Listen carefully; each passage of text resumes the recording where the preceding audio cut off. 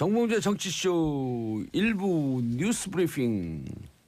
자, 하호영 한겨레 기자 자리하셨습니다. 안녕하세요. 한겨레 21 하호영 기자입니다. 예. 이걸 뭘 하겠다고 저한테 이렇게 좀 줬어야 되는데. 여기 좋구나. 예. 첫 번째 뉴스가 뭐예요, 근데? 다스 얘기부터 한번 할까요? 예. MB는 예. 법정에 설 수 있을까라는 질문을 던지면서 한번 시작해 보겠습니다. 왜 그런 질문을 던져요? 지금 다스와 관련된 의혹들이 제기된 지 벌써 몇 년입니까? 예.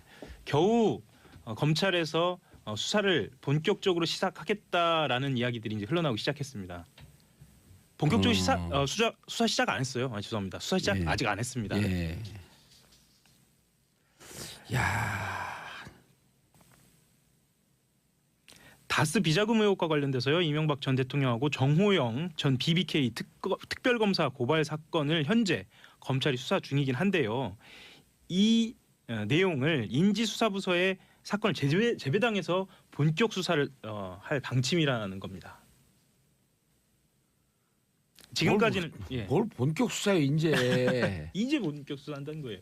지금 MB에 다스 얘기가 나온 지가 언제인데 주진우 기자가 이거 쓴 지가 언제인데요 지금. 그렇죠. 2달 아니에요 2달. 무슨 본격 수사야. 본격 수사를 지금이라도 해야죠. 본격 지금이라도. 수사. 무슨 본격 수사야. 마지못해 수사지. 그런가요? 아, 마지못해 수사하지만 그래도 열심히 좀 하라고. 이거 한겨레 기사예요? 본격 수사한다고?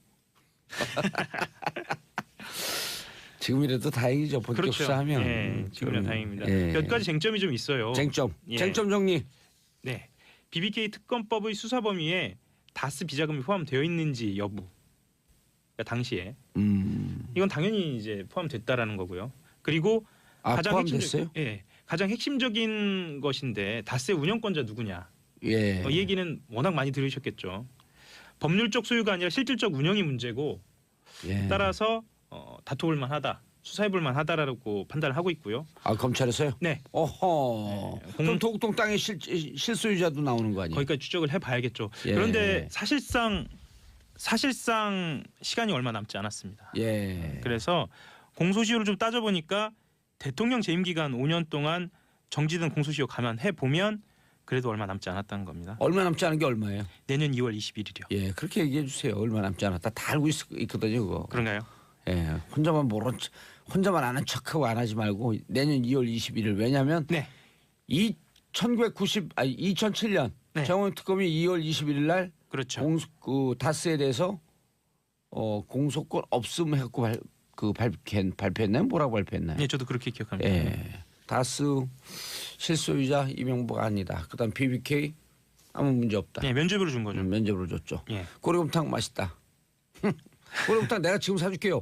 정호영 변호사님, 꼬리곰탕 제가 한 100개 사줄게요. 진실을 얘기하세요. 하나 먹고 거짓을 얘기했으면 100개 드시고 진실 얘기하세요. 헌꼬리곰탕 뱉고 새꼬리곰탕 줄게. 제가 왜 검찰 이야기부터 했냐면요. SBS 방송 훌륭한 방송국이에요. 이런 방송 막 하고. 훌륭합니다. 정말 훌륭해요. 제가 예, 순간순간 긴장합니다. 그렇죠. 예. 저 PD 훌륭한 정한성 PD, 김서연 PD, 정인선 작가 뭐 다 훌륭한 분이에요. 예. 제가 긴장할 정도니까요. 예. 옆에서. 예. 제가 왜 검찰 이야기를 좀 주연 드렸냐면요. 작가, 본표 작가 다 훌륭한 분이에요. 이 수상의 영광을 모두에게 돌립니다. 이번 주 시사인 보도 얘기를 좀 예. 하려고 합니다. 주간지 시사인 보도 얘기를 하려고 하는데요. MB 실제 실소유주가 맞다라는 보도입니다. 이상은 회장의 운전기사를 인터뷰했어요. 이상은은 이명박 전 대통령의 형이죠. 친형이죠. 예. 그리고 다스의 명목상 소유자. 이명박 대통령이 다스와 얼마나 가까웠는지를 아주 디테일하게 증언을 하고 있는데요. 야, 기사가 그만뒀어요 이제 이상은 기사가. 그렇죠. 2015년 1월 31일까지. 아하, 그만두면 증언한다니까요. 그렇죠. 강모 씨도 증언해야죠. 이 전 대통령이 경주에 자주 왔느냐라는 질문에 대해서는 이상득 형님이 국회의원 선거 나갈 때도 자주 오고 그리고 경주에 왔을 때는 다스에는 방문을 했고요. 2번 간 것은 확실하다라고 이야기를 했고요. 그리고 다스에 갈 때는 당시 사장이었던 김성우 씨가 직접 운전해서 들어갔다고 하는 증언도 했습니다. 대통령 시절에 왔다는 거예요? 아닙니다, 아닙니다. 대통령 언제까지 왔냐라고 물어보니까 예. 서울시장 되기 전까지 왔다고 이야기를 하고요. 예. 경주에 오면 당연히 다스에 관한 보고를 받았고 당시에만 해도 그 사장과 전무가 서울에 가서 자주 보고한 것으로 알고 있다라고 이야기를 합니다. 서울시장 되기 전까지요? 예, 그리고 온 것은 서울시장 되기 전까지인데 다스에 관한 보고는 대통령 되고 나서도 받은 것으로 알고 있다라고. 2011년 다스 140억 받을 때 그 전에 계속 2010년도에 회의를 했다는 거 아닙니까? 그리고 빨리빨리 진행되지 않으면 막 불같이 화를 냈고 라고 주준우 기자가 썼죠. 맞습니다. 그리고 좀 주목할 만한 것은요. 예. 그 다스가 이전 대통령의 소유라고 확신하게 된 계기에 대해서 이야기를 하는데요. 입사한 지 3개월 만에 알았고 그리고 2008년까지 다스는 100% 수기장부로 쓰여졌다라고 이야기를 합니다. 수기장부라고 하는 것은 전선하지 않았다. 그렇죠.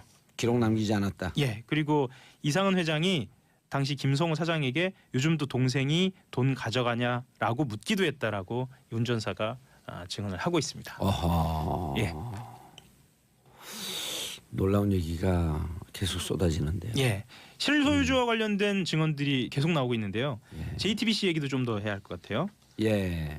오늘 다스 얘기로 쫙 가네요, 그냥. 그럴까요? 2부 3부에 다스 얘기 없나 보죠?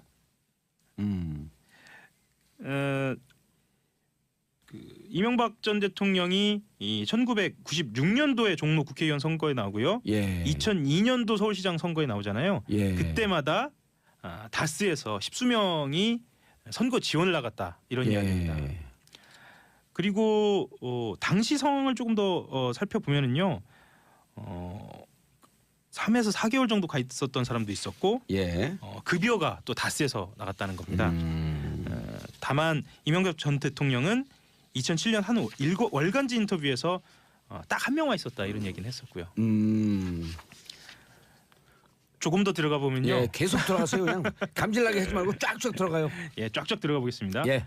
자서전도 샀다는 거예요. 이것도 트럭으로. 다스에서요? 예. NBA 자서전을요? 예, 신화는 없다라는 자서전. 당시에 베스트셀러니까 사서 보신 분도 많으실 거예요. 근데 따져보니까 베스트셀러가 초기에 베스트셀러 진입하기 위해서는 좀 구매가 좀 있어야 하잖아요. 그렇죠. 예. 사재기죠, 사재기. 말하자면 사재기인 거 아니냐라는 의혹임과 동시에 그만큼 다스에서 얼마나 이명박 전 대통령을 귀하게 여겼는지를 보여주는 당연하죠. 증거가 자기 되겠습니다. 회사로 간주가 되니까. 예. 이것뿐만 아닙니다. 그 다스가 주요한 그 국면이 있거든요. 예. 이 회사가 어려웠던 이 국면마다 이명박 전 대통령이 또 등장한 것으로 또 나타나는데요. 다스 협력업체에서 노조가 만들어지자 이와 관련 처리를 직접 지시했다는 정황도 나온 겁니다.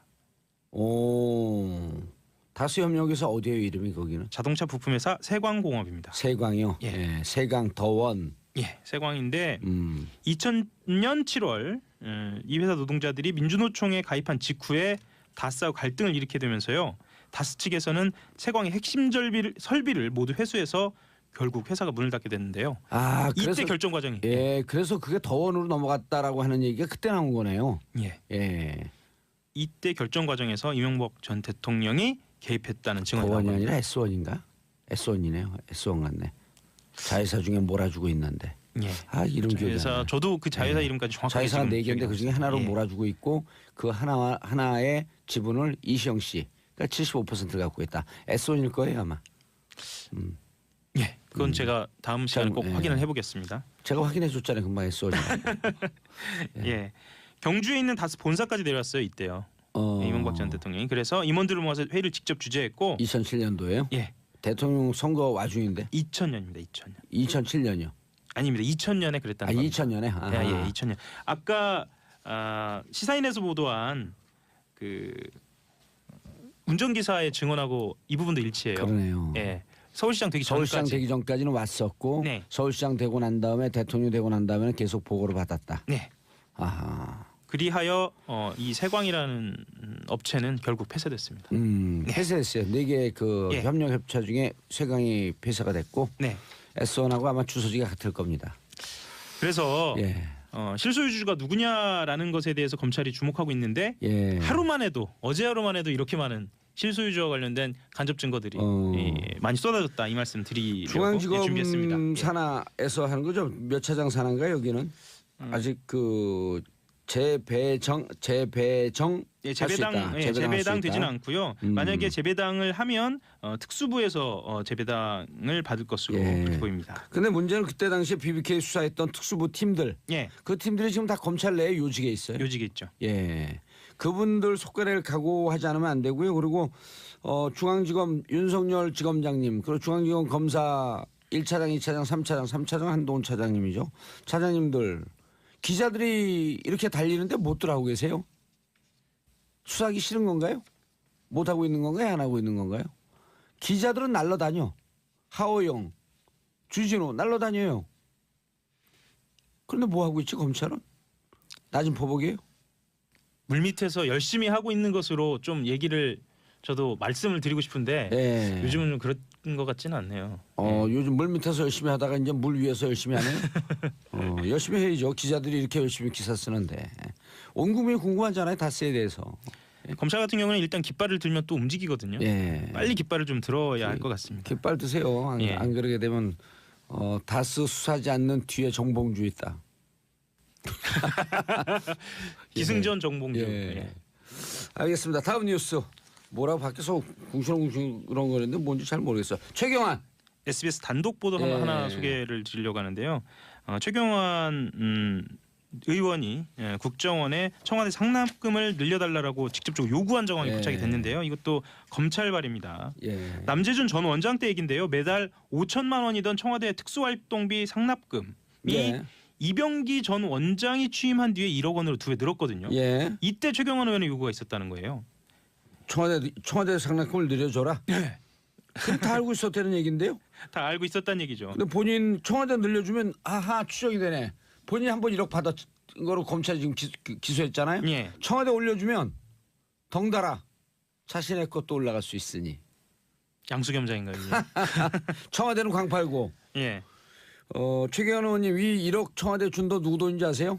제 돈입니다. 제 돈. 제 돈이기도 합니다. 제 돈. 하호영 돈도 되죠. 예. 여기 듣고 계신 분들 정한성 돈입니다. 의원도 듣고 계신 모든 청취자분들의 돈입니다.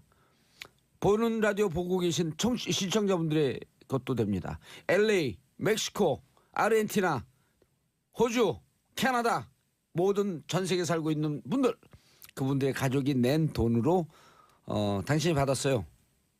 최경환 씨 정신 차리세요. 감옥 가고 싶어요? 자, 그래서 구속영장 청구했고요.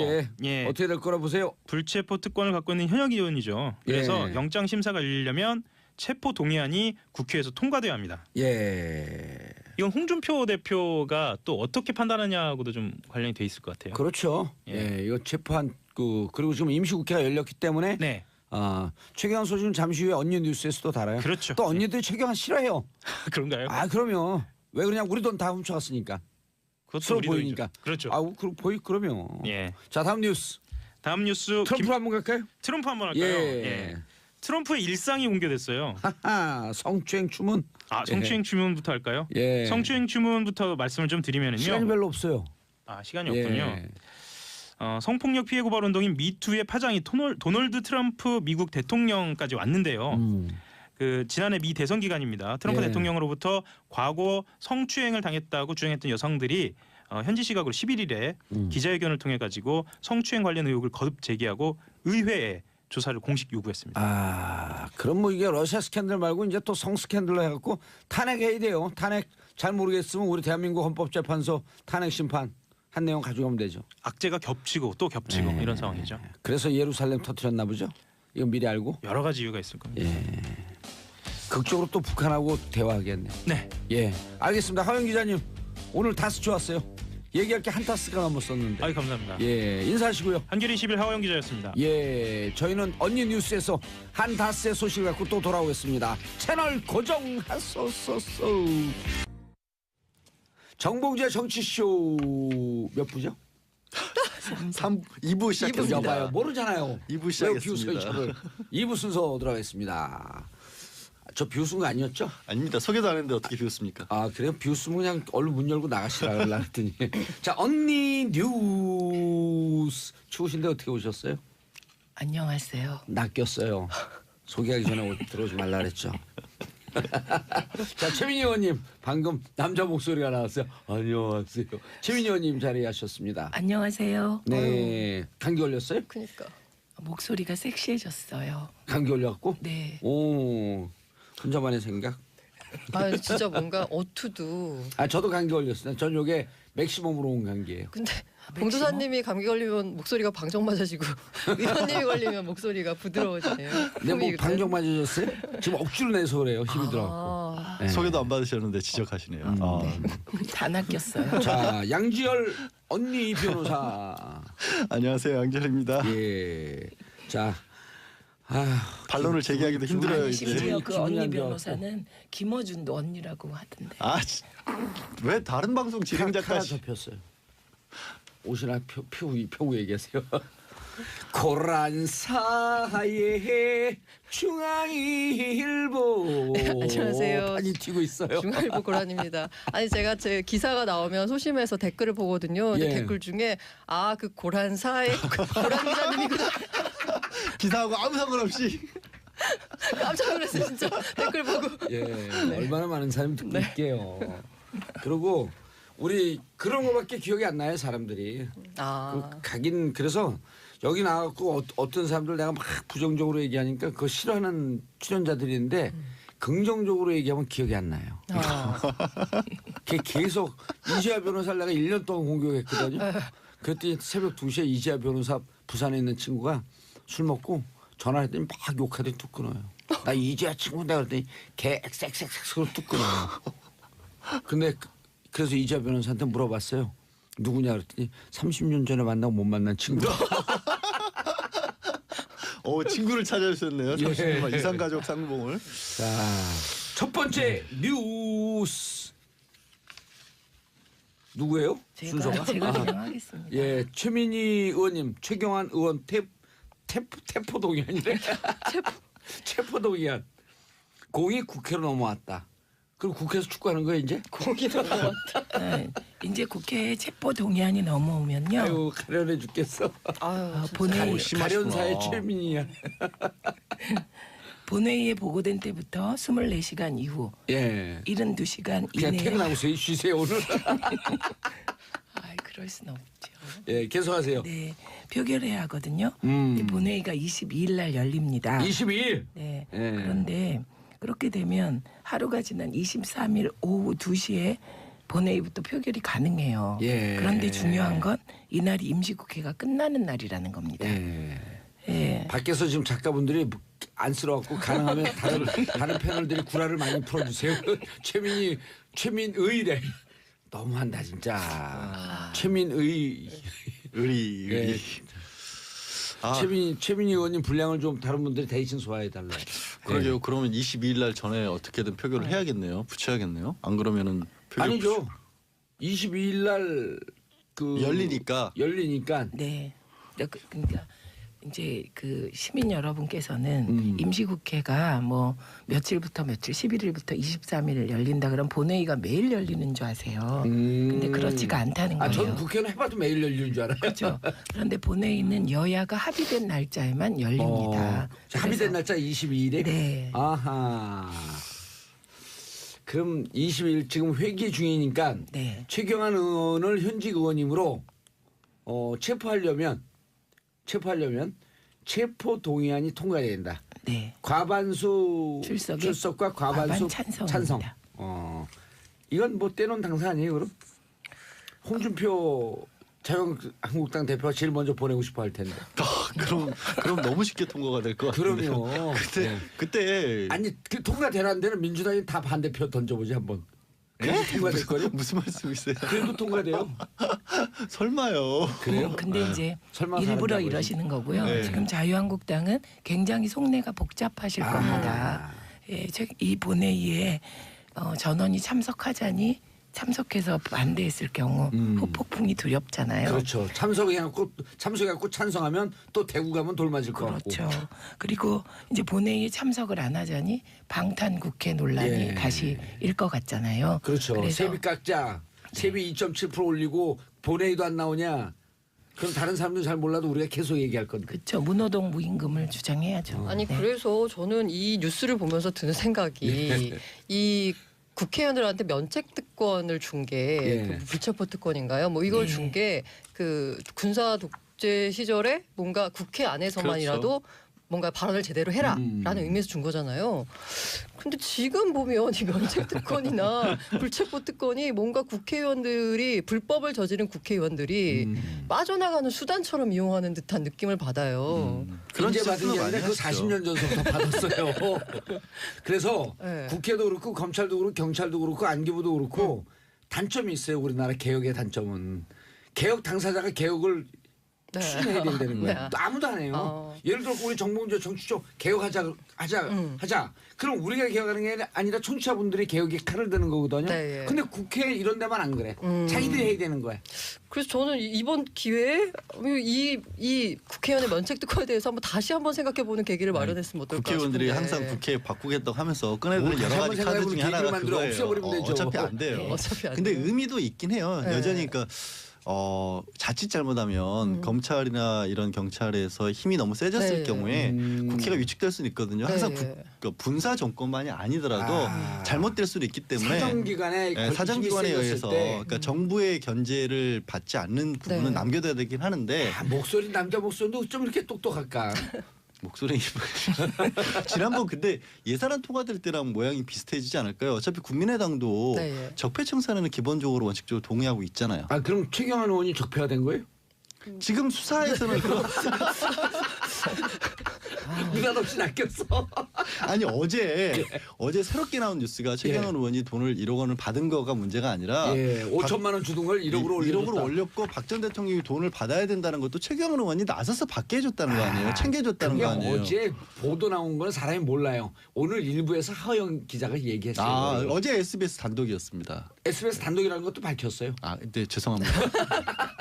왜 뭔가 얘기를 해놓고 이렇게 잘못한 것처럼 사과를 하고 있죠 제가? 그런데요, 면책 특권이나 불체포 특권이 네. 필요할 때도 있는 게 BBK 사건 같은 거. 아, 예. 그러니까 필요할 때도 있지만 뭔가 지금과 같이 이렇게 뭐 긍정적인 측면이 있고 부정적인 측면이 있으면 이걸 어떻게 좀 잘 조율을 해가지고 아니요.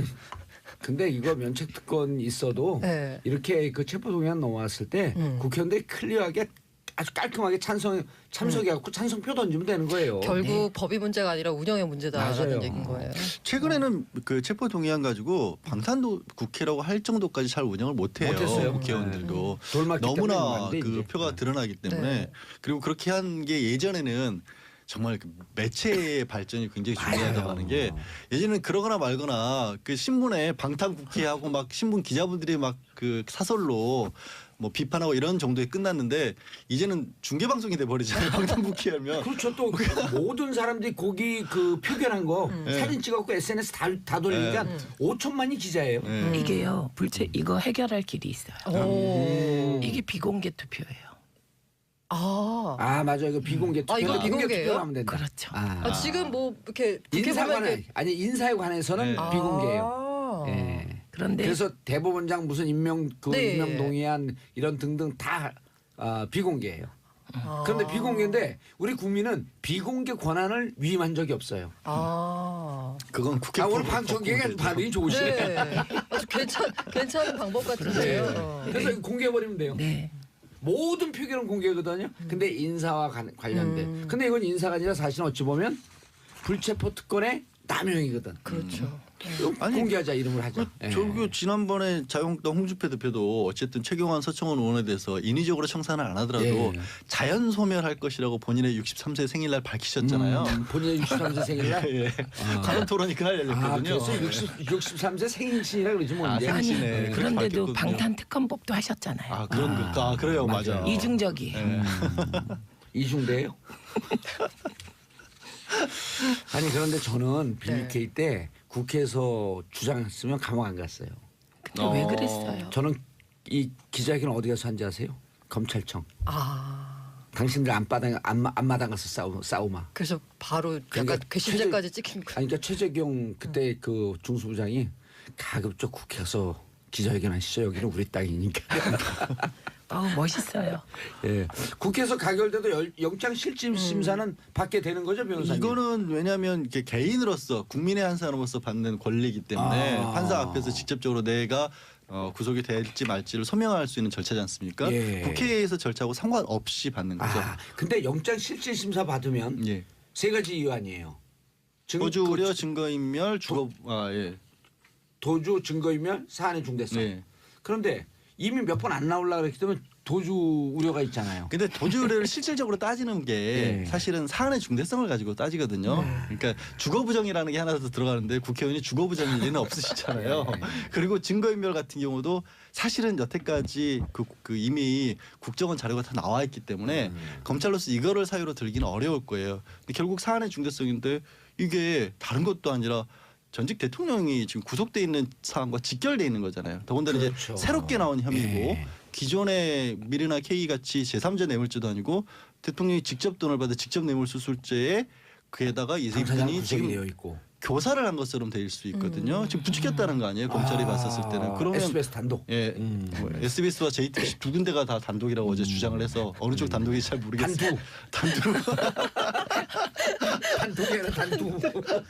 하여튼 그런 상황이기 때문에 두독 국회에서 같은데. 통과시키면 구속 가능성은 굉장히 높습니다. 굉장히 높아지는 거예요? 네, 굉장히 높아집니다. 날도 추운데. 예, 저도 구속에 한 표. 지금 뭔가 내기하는 거예요. 아니요? 지금 왜 내기 안 하면 이상한 거예요?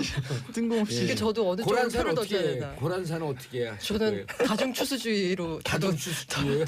저는 대세 추수주의. 자, 9684님, 최민희 의원님 목감기가 심하신가 봐요. 웬만하면 꾹 참고 대답하지 마세요. 건강이 우선이에요. 제가 너무 마음이 아파요. 빨리 쾌유하세요. 9684님은 최민희 의원님 남편 전화번호 아닌가? 근데 굉장히 걱정을 하시면서 사실상 퇴출을 시켜버리신 것 같아요. 그러세요? 예. 오, 저 웬만하면 꾹 참고 대답하지 마세요. 문 열고 나가세요. 그러니까 저 꾹 참고라는 표현을 유의하셔야 돼요. 꼭 참고. 예, 알겠습니다. 아니 그러니까 최민희 의원님이 평상시에 얼마나 꾹 참지 않고 다 대답했다 이거야. 자, 다음 이슈 양재 네. 변호사님, 장시호가 눈물을 흘렸다. 사실 장시호 씨 같은 경우에는 지난주에 생각 예외에 법정 구속이 됐지 않습니까? 검찰이 너무 싸게 구형을 했어요. 사실 3년쯤 했으면 그러니까요. 2년에 3년 했고 나왔어요. 그러니까 이게 경험이 있으신 분들은 막 나오는데 너 1년 6개월이 뭐에 봐달라 이렇게 법원이 당신들 지금 장난쳐? 예, 그래서 이제 구속이 돼서 원래 이 재판에 지난주인가 26일인가 예정이 돼 있었어요. 증인 신문이. 그런데 이제 그때 당시 기억하시면 정유라 씨가 갑작스럽게 강도 사건을 당해가지고 네. 나도 이런 일을 겪을지 모르기 때문에 한 번만 미뤄달라. 대신 다음 재판은 꼭 나가겠다고 약속했는데 사실은 정유라 씨 때문에 미뤘던 게 아니라 본인이 어떻게 보면 바깥에 있는 약간 자유의 몸이 확보가 된 다음에 나오고 싶었던 것 같아요. 자기 재판 끝나고 난 뒤에. 그래서 어제 이제 사실 이재용 증언을 하러 증인으로 이재용 삼성 부회장 재판에 출석을 했거든요. 예. 근데 증인 신문 그러니까 증인을 하려면 이제 거짓말하지 않겠다, 거짓말하면 처벌받겠다는 위증 선서라는데 선서장을 이렇게 다 이렇게 가보시면 아시겠지만 써서 이렇게 읽어야 되거든요. 예. 그걸 읽을 때부터 울었어요, 사실은. 이제 아직 온갖. 심리적으로 안정이 안 돼 있는 상황인 거죠. 두 번째 구속된 거 아니에요? 네, 두 번째 맞다. 법정 구속이라서 또 좀 많이 다르죠, 느낌이. 네, 그게 더 사실, 힘들고. 지난 네. 금요일이었나요? 약간 그 출석할 때 보면은 뭔가 끝나고 나서 내가 기자회견을 해야 되겠다라는 마음을 품었음직한 외모를 완전 이렇게 다 이렇게 예. 다 단장을 하고 딱 이렇게 차려입고 나왔는데 옷도 너무 예쁘게 입고 너무 왔어요. 예쁘게 입었는데 갑자기 법정 구속돼서 또 다른 것보다 약간 황당한. 그날 얘기가 아이가 그날도 자기가 데리러 가야 한다고 했었잖아요. 그래서 아마 그 부분이 좀 심경이 복잡했던 것 같아요. 그 증언을 하는 내내도 중간중간에 울먹울먹 했었는데 중요한 얘기는 또 어제도 했습니다. 사실 삼성과 관련된 부분에 있어서는 일부 최순실에게 상당히 미룬 부분도 있는데 어제 새롭게 나온 얘기가 있었어요. 최순실이 교육방송 사장 선임과도 관련해서 영향력을 어제 처음 발휘했다. 나왔죠. 어제 처음 나왔어요. 그래서 이건 그럼 어떻게 왜 이 이야기를 하게 됐냐면 영재 스포츠센터 저 장시호 씨가 운영을 했던 영재 스포츠센터가 강원도에서 스키 대회를 하는데 이게 EBS가 공식 후원자로 그 지원을 해줬다라는 겁니다. 근데 후원 요청도 갑자기 이제 최순실이 여기 넣어봐라 해가지고 이틀 전에 넣었는데 그냥 바로 이틀 만에 해줬다라는 거예요. 참 이해가 안 되는 게 네. EBS 교육방송은요 예산이 교육부에서 반받아가고 그렇죠. 문체부에서 반받아가고 사실 국가 예산이, 지원이거든요. 예산이 없는 데예요. 네, 수신료에서 일부 받습니다. 예, 수신료에서 일부 받고. 근데 네. 그런 데 가갖고 진짜 그 우리 전문용어로 눈탱이 친 거예요. 근데 그 EBS 예산도 사장 얼마 되지도 않는 데 가갖고. 근데 생각해 보면 삼성에서 받을 때도 국회에서 장시호 씨 되게 이 얘기가 잘 뜯어보면 되게 웃긴 게요. 제주도에서 살림하고 있다가 그냥 최순실 이모가 이게 영재센터 지원서 내라 그래서 그냥 뚝딱뚝딱 만들어가지고 냈더니 삼성이 지원을 16억을 해줬다는 거고 그렇게 뚝딱뚝딱 해서 이틀 전에 대회 개최 이틀 전에 EBS에 냈더니 EBS가 공식 후원을 해줬다라는 거예요. 아시잖아요. 그런데 공식 후원 받기가 얼마나 어려운지. 그리고 예. 보통 이런데 후원 예산은요. 그 전년도에 예산 그렇죠. 잡힐 때 예. 잡혀요. 올해 우리 방송국의 사회 공익성 사업에 얼마 정도의 후원 계획이 잡힌데 안 잡힌 거예요. 그렇다면 후원하기 위해서 추경 예산을 잡습니까? 딴 데서 빼야죠. 그러니까 어마어마한 힘을 발휘했다는 예. 거죠. 도대체 개입 안 한 데가 어디까지인지 아니 근데 모를 정도로. 여러분들 진짜 요거 들으면서 가니까 이틀 남겨두고 가니까 후원을 딱 해주잖아요. 네. 장시호 씨가 가자마자 그러면은 EBS 방송국 위에 누군가가 실질권자가 힘을 발휘한 거 딱 느껴지잖아요. 문체부죠 뭐. 느껴지잖아요. 네, 김경준이가 다스에 갔어요. 그 가자마자 190억을 30분 만에 줘. 190억을. 190억을 190원도 투자 아니고. 결정. 그래서 그때는 30억인가 50억을 현찰을 받아요 직접 은행으로. 그러면은 다스 위에 누군가가 실소유자가 따로 있는 거 아니에요? 그렇죠. 그 누굴까? 성명불상의 실소유주죠. 법률 용어인데 성명불상자. 그러니까 성은 이요 이름은 MB. 아 요새 MB는 뭐 메가바이트인가요? 그렇죠 메가바이트. 네. 근데요, 아이, 예. 제가 안 끼어들라 그랬는데 네. 그 EBS 전 사장의 경우는 예. 이제 공식적으로 이런 이제 최순실의 인맥으로 이제 됐다 그 얘기가 법정에서 나오기 전에 스스로 그만뒀어요. 그래서 가장 먼저 그만둔 공영방송 사장입니다. 아, 사장이 사장이. 바뀌었어요. 이번에 최근에 좀 공개체 네, 과정에서요. 네, 바뀌었습니다. 그래도 빨리 뭐 철신을 잘 하신 건가요? 그런 케이스가 된 주민 거니까. 의원님께서 잘 아시잖아요. 그 부분은. 예전에 최영만 사장이 EBS 사장했었죠. 네. 우리 그 대학교 동창인데. 청와대 키- 춘추관 출신이었거든요. 춘추관장. 하여튼 근데 아까 이제 검찰에서는 검찰에 대해서 비난을 하셨는데 비난이보다 좀 너무 약하게 구형했다라고 했는데 네. 검찰 비난한 거 아니에요. 예, 하여튼 검찰 작전 실수. 작전 실수. 검찰이 좀 많이 미안했던 모양이에요. 예. 이제 장시호 씨는 어제 항소를 하기로 했습니다. 일주일 이내에 항소를 하지 않습니까? 1심 선고가 나서 항소를 하기로 했고 검찰은 항소를 안 하기로 했어요. 예. 그 얘기는 뭐냐면 그러니까 이번에 2년 6개월 안의 범위 내에서 항소심에서 다퉈지는 겁니다. 예. 그러니까 양쪽 다 항소를 하면 더 올라갈 수도 있지만 검찰은 항소를 안 하고 장시호 씨 장시호 씨만 피고만 하는. 항소, 피고인만 항소를 했기 때문에 아무리 높게 나와도 2년 6개월보다 올라가진 않는다는 거죠. 이른바 항소심에서. 불이익 변경 금지의 원칙. 오, 저 그거 어려울까 봐 말씀 안 드렸는데 그걸 바로 검찰이 항소하지 않으면요. 네. 검찰이 구형한 것 이상으로 할 수가 없어요 이번. 예. 그리고 이번 형 준 것 이상으로 올려치질 못해요. 그래서 불이익 변경 금지 원칙. 야. 그게 헌법에 보장된 권한이에요. 근데요 또 한 가지 변호사 거의 준 변호사신. 공도사님 예. 최가 아니라 권영만. 권영만. 누구요? 아, 아까 EBS. 정정. 아 EBS 성 바꿨어요 그 사람. 예. 아, 최영만은 만화가였었네.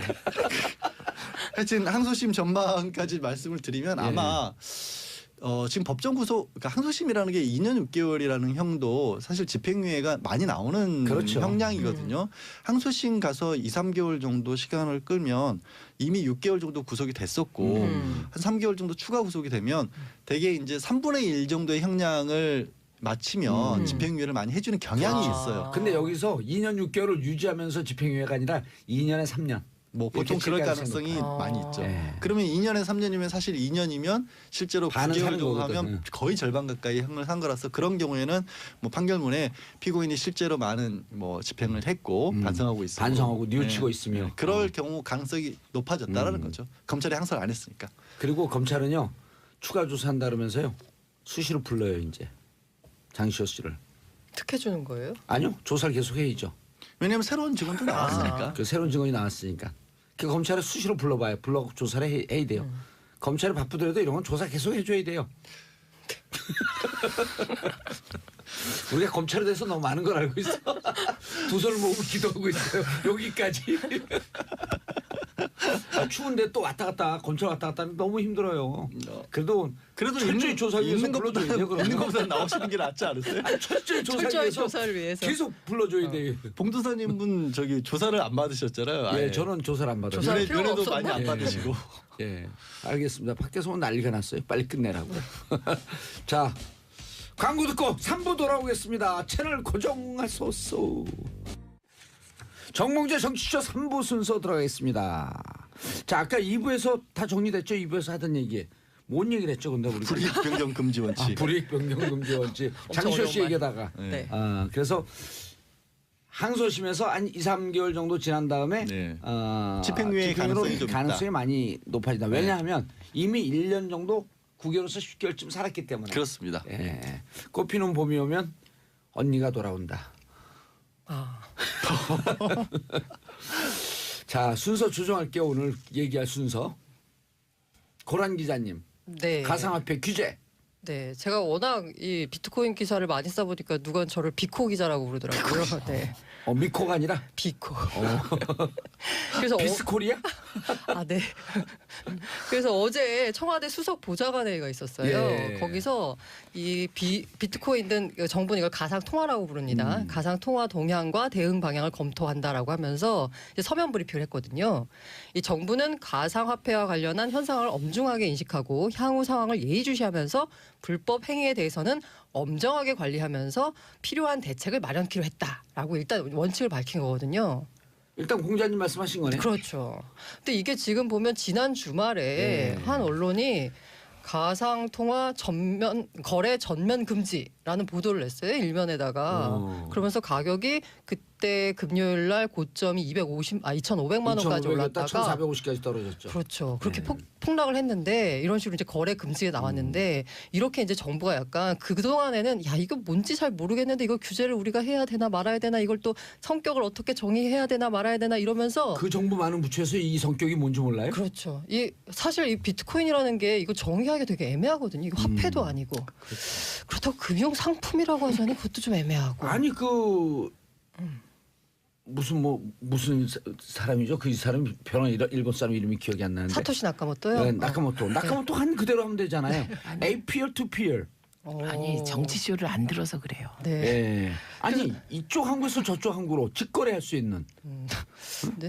뭐 아무튼 그 이제 정부에서는 입장을 이게 정하기가 되게 애매해서 사실 이걸 어디서 관할해야 되는지 주무 부처도 없었던 상황이었고 그래서 일단은 가상 통화 대책 대응 TF가 구성이 됐는데 여기 주무 부처가 금융위원회였어요. 왜냐하면 이게 이제 일단 이름이 가상 통화, 가상 화폐 이러니까 뭔가 화폐 통화 이러니까 뭔가 금융이 관련돼야 된다라고 생각해서 금융위원회가 관할을 하다가 이낙연 국무총리가 지난달 말에 가상 통화가 이제 투기화되고 있는 현실이 벌어지고 있습니다. 청년들 학생들이 빠른 시간에 돈을 벌려고 가상 통화에 달려든다든가 마약 거래 같은 범죄나 다단계 같은 사기 범죄에 이용되는 경우도 있다고 합니다. 이대로 두면 심각한 왜곡 현상이나 병리 현상이 벌어질 것 같은 느낌이 듭니다라고 말씀하셨거든요. 예. 그다음부터 정부가 엄청 빨리 움직이기 시작하더니 가이드라인을 줬네요. 그렇죠. 이낙연 총리가. 그런 셈인 것 같은데요. 그러면서 주무부처가 지난주 월요일에 이게 원래 금융위원회였다고 했잖아요. 이게 법무부로 바뀌었습니다. 근데 이게 무슨 의미가 있냐면 이 금융위원회는 금융산업, 금융혁신 이런 육성의 측면도 있고 그다음에 금융회사를 규제하는, 제재하는 측면 양쪽을 다 가지고 있거든요. 그래서 이거를 그 가격에 규제하자니 이쪽 혁신이 조금 약간 걸리고 혁신을 장려하자니 자꾸 투기판이 되는 것 같고 그래서 이러지도 저러지도 못한 입장을 하면서 외국 사례를 보면서 연구하고 있다라는 수준의 입장이었는데 법무부로 넘어가면서 법무부는 산업 육성 이게 필요 없거든요. 그렇죠. 규제죠. 무조건 규제, 처벌 이거죠. 그러니까 무조건 한다기보다 법무부가 할 수 있는 영역이 네. 그렇잖아요. 사실은 거기서 일어나는 부작용들에 아무래도 집중을 하는 게 법무부의 일이 네, 본연의 맞아요. 업무니까. 아니 이거는요 간단히 가이드라인 주면 돼요 우리가. 2015년에 독일에서 결제 수단을 인정을 했거든요. 2015년에. 그런가요? 예. 지금 그거는 잘 모르겠는데요. 인정 공식 지급 결제 수단으로 인정한 건 일본밖에 없습니다. 일본 올 4월. 네, 예. 스위스도 인정했어요. 아 그게 아마 공식 지급 결제 수단은 아닐 거예요. 예. 그냥 그거 서비스하는 업체를 영업을 허용하는 거지. 아 그랬어요. 예, 그러면은 자 그 독일이 어떻게 했는지, 스위스가 어떻게 했는지, 일본이 어떻게 했는지, 어제 시카고 선물 시장과 뉴욕 선물 시장에 왜 올라갔는지, 미국은 어떻게 하는지. 아니 미국 좋아하는 사람들 아니에요. 미국 하는 대로 하면 되는 거예요. 그래서 문제는 독일이나 일본 같은데 그게 최초로 가능한 이유 중에 하나가 거기는 그 시장 거래가 완전하게 투명하게 이루어지고 있기 때문에 네. 금융에 비자금이라는 것도 없는 데거든요. 그러니까 근데 우리는 지금 문제 중에 하나가 애초에 비트코인이 비자금화? 많이 활성화되게 된 계기 중에 하나도 사실은 이게 실제 규제를 받지 않은 영역에서 대규모로 거래가 이루어질 수 있는 대체 수단이라는 것 때문에 가능하잖아요. 우리 현실에도 맞는 부분이 있거든요. 이게. 근데 우리는 이거를 그냥 해버리면 한때 우리 왜 그 무기명 채권 막 돌았던 것처럼 그런 식으로 돌 수 있다는 우려를 법무부에서 할 것 같아요. 아무튼 지금 이렇게 또 이낙연 국무총리의 말을 기점으로 해가지고 정부가 제일 우려하는 거는 지금 이게 이 사실 이 가상 통화 비트코인에 예. 투자한다는 건 미래의 가치를 보고 투자하는 거거든요. 그렇죠. 그 이 비트코인 그리고 블록체인 비트코인이 기술. 그렇죠. 비트코인 기반하고 있는 블록체인 기술이 우리 생활을 어떻게 바꿀 것인가라는 그 미래에 대한 투자거든요. 4차 산업혁명에 대한 기대. 그렇죠. 그런데 지금 한국에서 벌어지고 있는 현실은 투기판이 되고 있습니다. 투기판이죠. 투기판이요. 저는 가장 먼저 사실 비트코인 열풍을 보면서 걱정했던 그러니까 제 수준이 이게 뭐냐면 법이나 이런 거를 공부한 사람들은 아무래도 이런 쪽으로 관심이 갈 수밖에 없는 게 무슨 말씀 드리려면 저도 서초동에 있으면서 제안을 좀 어두운 제안을 받은 적이 있어요. 무슨 제안이냐면 돈 세탁 관련 제안을 받거든요. 특히 이게 불법 도박 사이트 같은 거 운영하는 그런 사람들은 예. 돈을 엄청나게 떼돈을 보는데 이걸 현금화를 못 시키는 거예요. 이 사람들이 돈을 쓸 수 있는 데가 없어요. 국세청에 가서 5천만 원 이상만 금융거래 돼버리면 다 추적이 들어가니까 너 어디서 났어 이 돈 이렇게 나오니까 할 수 있는 데가 뭐 차도 대포차밖에 못하고 솔직히 고급 술집 가서밖에 못 쓰는 거예요. 아하. 아무도 추적 안 하는. 그걸 비트코인으로 돌려버리면 어떻게 되겠어요? 비트코인 들어갔다 나오는 순간 나오는 순간 깨끗해지는 거예요 이게. 그래서 저도 그 걱정부터 들더라고요 사실은. 법무부에서도 아마 그런 걱정할 거예요. 네, 법무부의 일단 기본 입장은 비트코인 이꼴 유사주신 다단계 사기 폰지 사기입니다. 그렇게 네. 막아야 되는 아니 거예요. 그러니까 지금 양지열 변호사가 얘기한 거하고 또 그 포인트가 또 틀려요. 그렇죠. 그러니까 비트코인이나 이런 빗썸에 거래하고 있는 거래 흔적이 다 남잖아요. 10분마다 이렇게 블록화되기 네. 때문에 블록체인이라고 하는 거거든요. 네, 예, 예. 그럼 그 흔적이 다 남잖아. 네. 흔적만 거래 흔적만 정부가 알고 있으면 되는 거 아닌가? 아니 근데 그것도 지금 말씀하신 건 비트코인 원래 거래소에서 이루어지는 거고 정부는 그 전에 투자를 하기 위해서 돈이 들어오는 것 그 단계에서 막겠다라는 거죠. 아니, 말씀하신 대로 그 아까 그걸 어떻게 블록체인 막지? 블록에 거래 기록이 다 남거든요. 근데 거래 기록은 남는데 그 거래 기록을 누구로 특정할 수가 없어요. 이 거래를 한 사람이 봉도사인지 아니면 그렇죠. 변호사님인지 모르는 거예요. 그게 네. 블록체인의 그 장점이니까. 예, 그래서 일단 거래가 어떻게 진행되는지 거래를 다 추적할 수는 있어요. 하지만 그 최종 귀착지가 누가 되는지는 알 수가 없거든요. 근데 이걸 알 수 있는 방법이 뭐냐면 거래소에서 현금화하면서는 드러나게 돼 있어요. 그러면 왜냐하면 이게 아. 현금으로 이걸 매매한 다음에 네. 결국은 본인이 거래소에 그 등록된 이름 이외의 통장으로는 송금이 안 돼요. 근데 그게 예. 거기 플러스로 예. 조세 회피처 같은데 예. 위롱회사 같은 거 만든 다음에 그쪽으로 보낸 다음에 돌리면 그거 찾기가 더 어려워지죠. 한 번 두 번 아니 돌릴 그건 때마다. 이거 아니어도 그건 못 찾아요 원래. 이거 아니어도. 뭐 아무튼 이런 거래 이런 부정적인 거래 비트코인 쓰여서 규제를 해야 된다. 예. 해야 된다라고 이제 말하는 사람들이 보면 업계에서는 예. 야 그러면은 사실 부정한 수단에 제일 많이 쓰이는 건 현금이다 현찰이다 그럼 예. 현찰 거래 다 금지할래? 나는 이런 식의 뭐 근데 고란 액수가, 기자님 너무 디펜스하는 쉴드 치는 것 같아요. 아니, 액수가 근데- 커지니까. 극단적인 근데 이제 논리까지 이게 고란 나오는데. 기자님이 기사를 제일 많이 썼어요. 음. 근데 답답한 게 사실 일본이나 미국 이런 데서는 그 이것을 합법적으로 갈 수 있는 길을 열어주는 거거든. 네. 선물시장 같은 경우에서도. 그렇죠. 근데 우리는 길도 안 열어주고 몰면 풍선 효과처럼 빵 어딘가 터지거든. 그걸 염려하는 거예요. 일단은 그게 제가 생각하기에는 이 정부가 일단 입장이 있어야 될 것 같아요. 그냥 일본 같은 경우에는 이제 메이저 거래소들 메이저 국가들 가운데 가장 적극적인데요. 이걸 어떻게 해서 한번 우리 그 뭐 10년 잃어버린 10년, 20년 얘기하잖아요. 어떻게 하면 이 국가 경제 자체를 어떻게 개혁하고 발전시킬 수 있을지에 대해서 여기서 블록체인 기술에서 뭔가 기회를 살펴보면서 거래소 인가제를 실시를 했어요. 그래서 그 전 세계적으로 거래소가 인가를 받고 하는 데는 일본밖에 없거든요. 지금 우리는 그냥 그 자기들이 오픈하면 할 수 있는 거 네, 아니에요? 우리는 거래소를? 구청에다 45,000원 내고 통신 판매 사업자 등록만 하면 거래소 설립이 가능합니다. 예. 사실 이게 지금 얘기하다 보면 되게 황당한 게 비트코인이라고 하는 게 사실 그게 화폐라는 거 거래 수단이라는 걸 아예 생략하자는 거잖아요. 가장 본질은. 그러면서 그 실생활에 적용을 하면 굉장히 많은 것들이 되게 편해지는데 우리는 거꾸로 거기에 자꾸 돈이 몰리는 현상이 네. 아니 그러니까 있어요. 어제 제가 ICT 그 전문가 인터뷰를 했는데 그분도 전 세계는 앞으로 뛰고 있는데 우리는 뒤로 간다는 거예요. 그러니까 아니 거꾸로 가는 거예요. 그래서 지금. 아까 다시 제 말을 이어가자면 그래서 일본은 가장 적극적이라고 볼 수 있고요. 예. 그다음에 그 정 반대쪽에 있는 곳이 중국이에요. 중국은 1월 초에 그 비트코인 그 그래프를 보면은 사실 지금은 거의 우상향으로 보이는데 1월 달에 약간 급락한 적이 있었거든요. 그때 뭐였냐면 중국 인민은행이 비트코인 거래소 관계자들 불러서 니네 이런 식으로 자꾸 외압 일반출에 너네 거래소 이용하면 좀 재미없어라고 경고했더니 떨어졌었거든요. 그러다가 가격이 다시 올랐어요. 그러다가 9월 초에 중국 인민은행이 발표한 게 뭐냐면 ICO 전면 금지. 일단 비트코인이나 뭐 이런 가상화폐를 이용한 그 자금 조달 행위라고 있거든요. 그걸 금지를 시켜버렸어요. 아예 전면 금지, 못하게 다 막아버렸어요. 왜냐하면 그때 중국에서 펀딩을 했군요. 이 네, 비트코인을 그렇죠. 한다고. 중국에서 오. 그런 엄청 사기 코인들이 엄청 나오면서 굉장히 사회적 문제가 되면서 아예 금지를 시켜버렸거든요. 어허. 그러고 나서 그 시장에 퍼진 게 뭐냐면 저러다가 중국이 아예 거래 금지시키는 거 아니야라고 했는데 실제로 9월 말에 중국이 비트코인 그러니까 거래소를 폐쇄를 시켰습니다. 근데 제가 말하는 폐쇄라고 하는 게 사실 거래소를 아예 거래를 못 하는 게 아니고요. 위안화 환전을 금지시켰습니다. 찾아갈 수가 없게 만들. 찾아갈 수가 없죠. 그러니까 지금 그 한국도 찾아갈 수 없으니까 그럼 그 사람들 오히려 그거를 해외로 또 보낼 거 아니에요, 그러면. 해외로 보내서 뭐 거래를 할 수 있어서 사실 중국이 9월 말에 그 아예 위안화 환전 금지를 시키면서 중국 자본이 국내에 들어왔다는 소문이 있어요. 확인은 안 되는데 엄청나게 많은 돈이 중국 자본이 들어왔다는 얘기가 있고요. 중국은 지금 비트코인 거래를 못 해요, 그러면 가상화폐 거래. 거래할 수는 있는데 위안화 환전이 안 되기 위안화 때문에 환전, 그 위안화 이 비트코인이라는 이 가상 통화를 실물 화폐로 환전할 수 있는 국가에 뭔가 커넥션이 있는 사람들, 소위 말해서 꾼들만 하는 지금 시장이 돼 버렸거든요. 근데 국내 규제가 심해지면 결국은 이 돈 싸들고 해외로 나갈 거 아니에요. 이 하는 사람들. 그래서 제가 다시 말씀드리자면 지금은 뭐냐면 초등학생도 한다 그러거든요.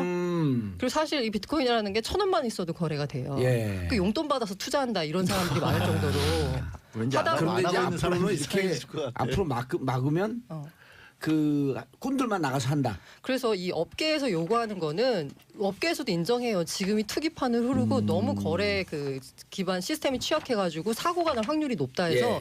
거래소에 대한 강력한 규제, 그러니까 투자자 보호 장치를 갖추고 서버 증설을 일정 수준 하고 그다음에 만약에 사고가 터졌을 때 이걸 보상할 수 있는 그런 규제책을 마련하고 이거는 업계에서도 환영하는 바거든요.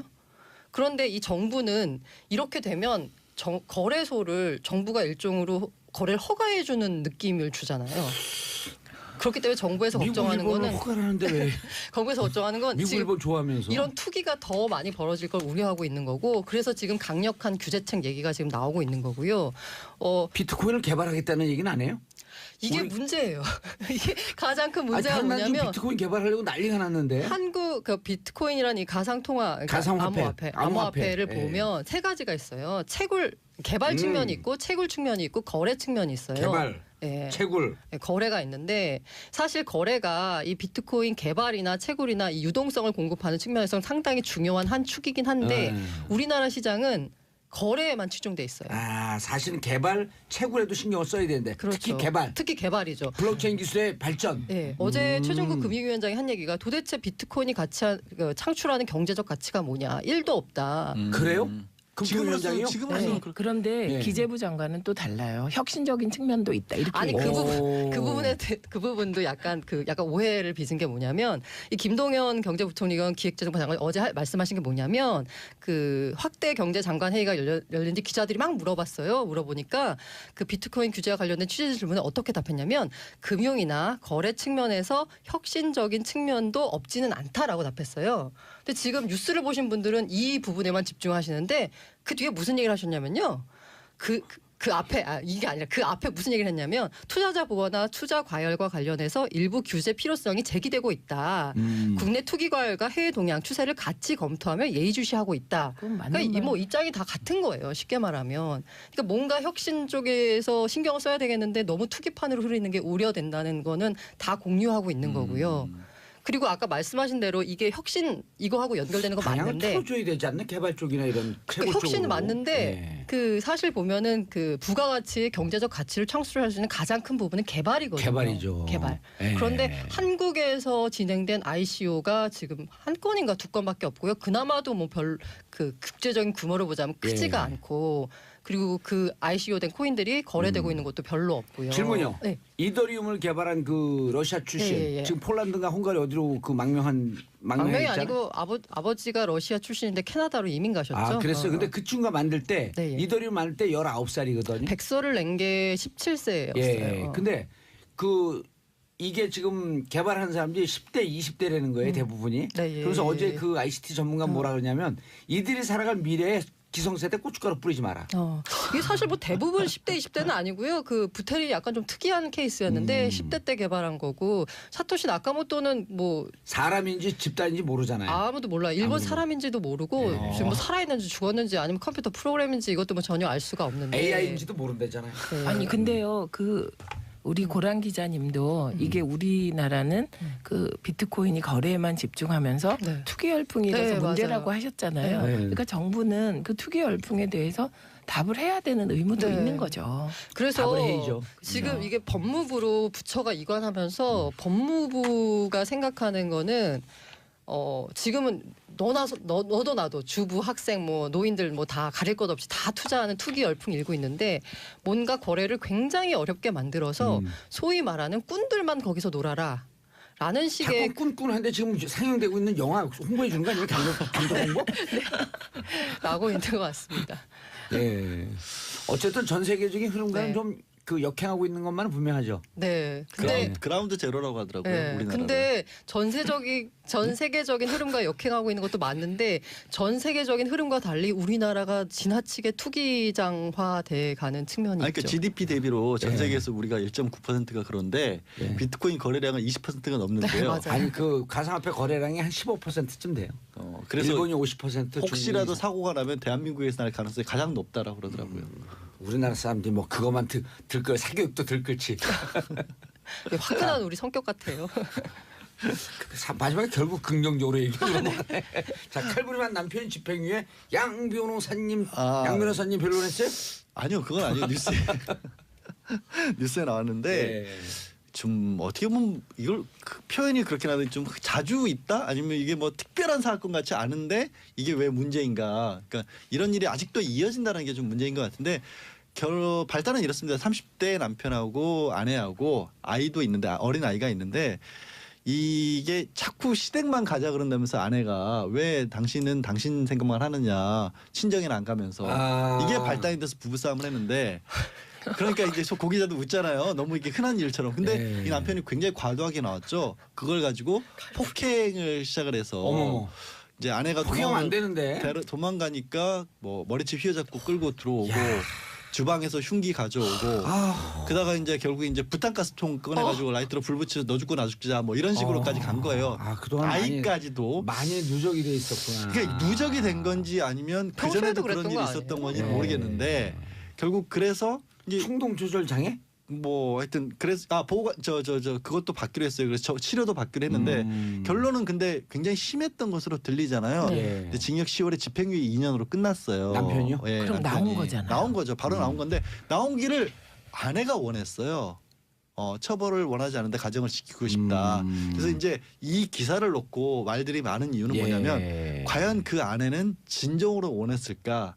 아니면 이게 다른 어떤 방법 아이도 어리고 경제력도 없는 상황이기 때문에 남편으로 나와야 마지 된다고 못해서. 생각했을까? 아니면 두 번째로 법정에서 그런 판사가 이 아내 처벌하기를 원하냐고 물어봤을 때 아내가 거기서 네라고 할 수 없죠. 처벌하기를 네, 처벌해 주세요. 이렇게 얘기하기 쉽지가 않지. 쉽지가 않았을까? 이런 문제점들이 가정폭력과 관련해서는 여전히 유지가 되고 있는 게 아니냐라는 그런 말들이 많아요. 야, 근데 나오는 게 진짜 이렇게 그냥 우리 나와서 부부가 좀 좋아지겠거니 했는데 이런 백그라운드가 다른 이유가 있으면 다큐에서 아니 그리고 호러로 과거에도 그 이런 식으로 해서 약간 그 수사기관이 아니면 뭐 법원이 약간 되게 약하게 형을 내려서 결과적으로 그 남편이 와서 부인한테 복수를 해가지고 뭐 살인 사건 난 경우도 있었잖아요. 그러니까 이 경우에 근데 너무 끔찍한 얘기를 하세요.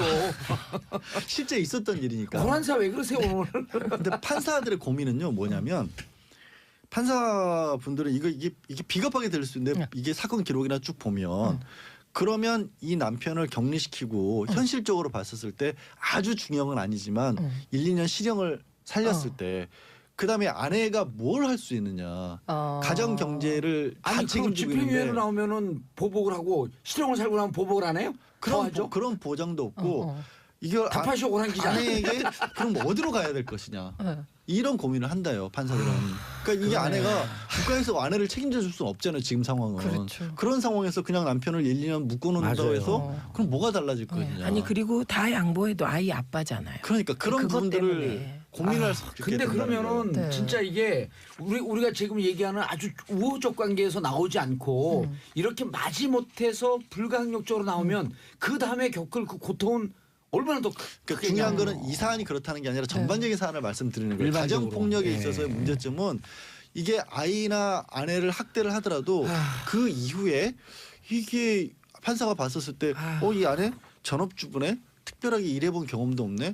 이 사람 나와서 내가 그냥 오히려 판사는 생각해 준다고 했는데 근데 또 나와가지고 이 남편이 가정폭력을 반복할 경우에는 그럼 어떻게 예방을 할 것이냐. 이거에 대해서 국가적인 대책은 그러니까 있냐는 거죠. 가정폭력을 엄벌하라고 하는 주장도 이렇게 보면 네. 엄벌할 때 어떻게 할까 대책도 예를 들었고 그렇게 가정폭력 피해 여성들을 돌보는 뭐 여성의 전화나 이런 데서 예산이 많아갖고 무슨 공동으로 생활할 수 있는 이런 곳이 보장이 된 것도 아니고 그렇죠.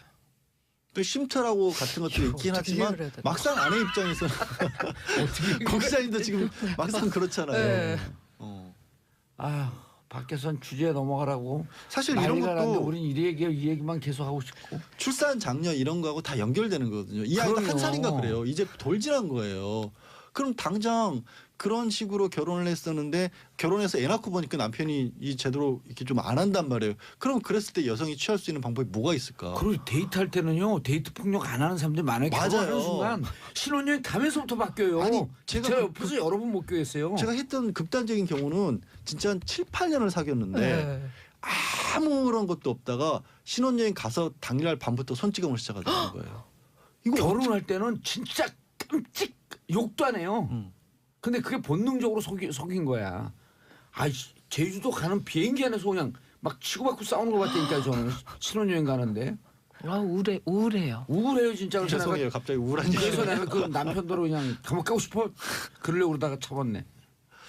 그런 부분에 대한 거는 처벌은 처벌이더라도 사실 이제 선지부 사례 같은 걸 보면 준 가정폭력도 맞고 결혼을 안 하더라도 그런 정도가 되면 일단 격리해놓고 생활보장 시스템이 갖춰져 있으니까 지금 이게 근데 우리는 생활보장 시스템이 안 없으니까 갖춰있잖아요. 문제라는 그러니까 문재인 대통령에게 이런 복지 예산 많이 쓰라고 좀 해줘야 돼요. 세금도 우리가 좀 더 내고. 그럼 네? 이제 놀고 먹는 사람 생긴다고 또 보수 야권에서 반대하겠죠.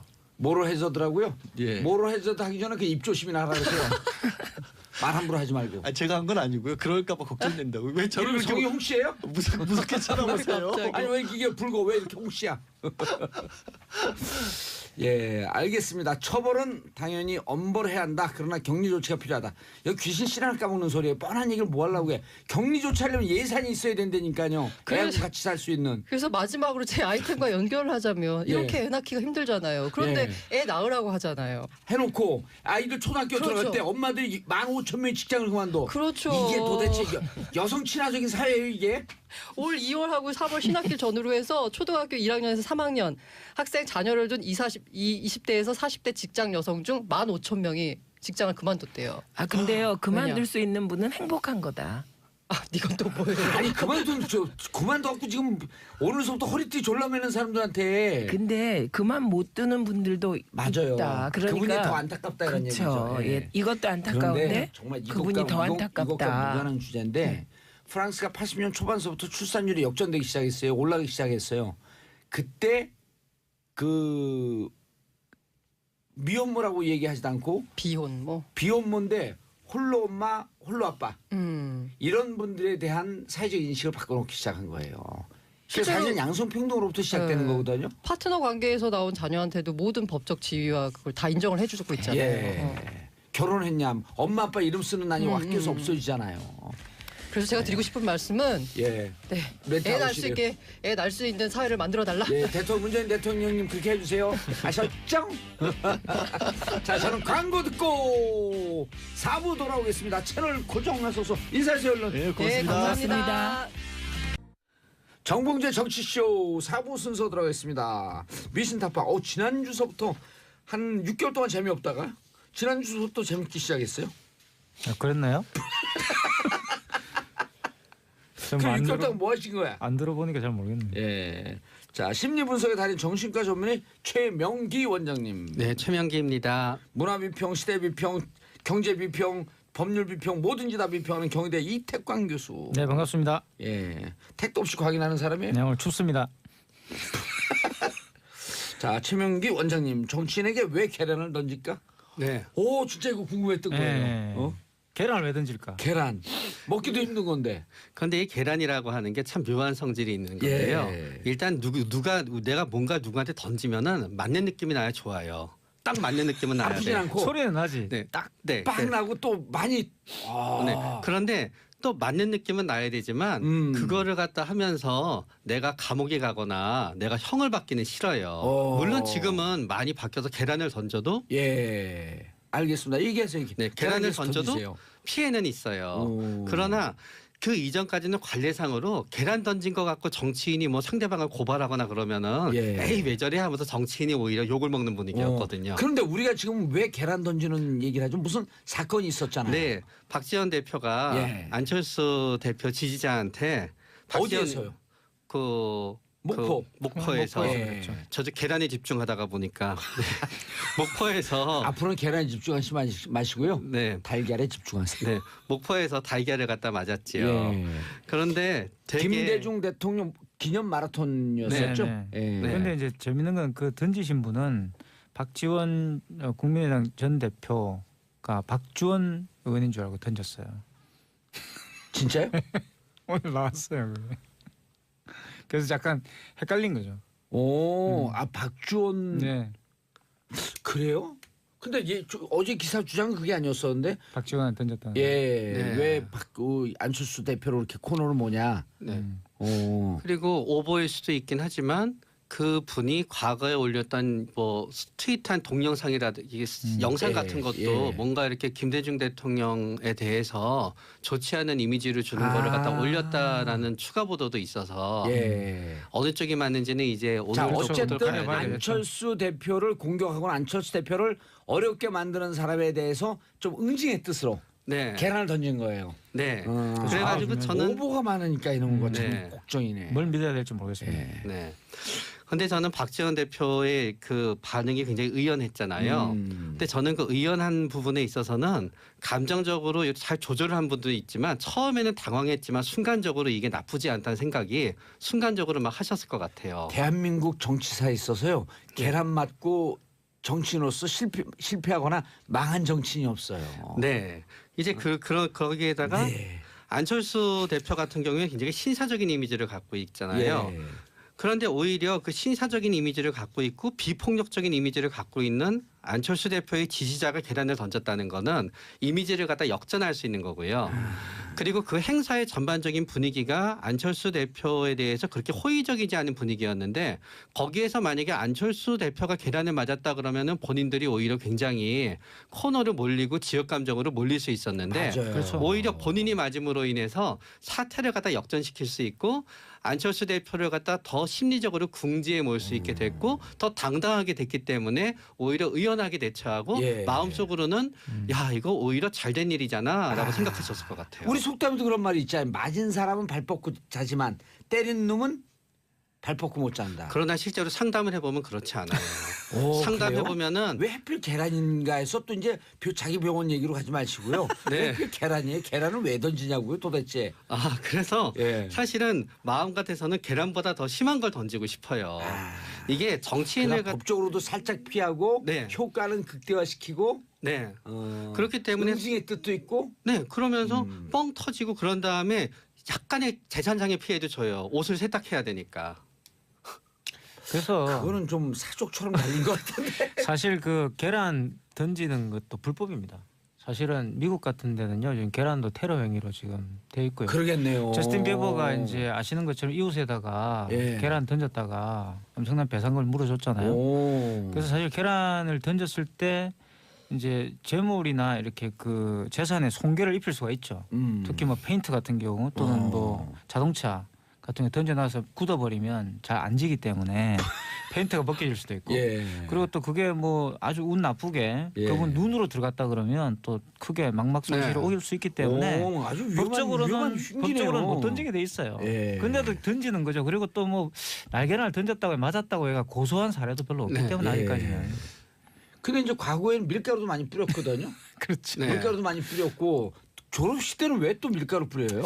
옛날 그게 교복 사실 이게 지면서? 이제 우리나라 풍습은 아니고요. 예. 외국에서 들어온 풍습이고 저 영국에 가면 이튼 칼리지라고 있잖아요. 예. 제가 우연히 거기 졸업식을 가본 적이 아주 있는데 명문 명문인데 사회학교예요. 거기서도 밀가루를 뿌리더라고요. 그리고 교복 찍고 교복을 막 찢어요. 그리고 교복을 팔고 교복을 다 오. 벗어가 이렇게 던집니다. 그래가지고 저도 고등학교 때 졸업을 하는데 제가 이제 1년 예. 늦게 졸업했거든요.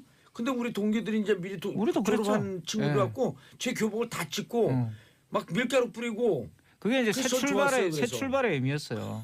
네. 카니발의 의미, 카니발의 카니발? 의미. 예, 사용했던. 아. 그러니까 저는 타일 리무진 그렇죠. 앞으로 저도 이제 더 고등학교 졸업할 때 올라가라. 영문도 모르고 했는데 알고 봤더니 그 이튼 칼리지 전통이더라고요. 아. 이튼 스쿨의 전통이더라고요. 고등학교 나오셨어요?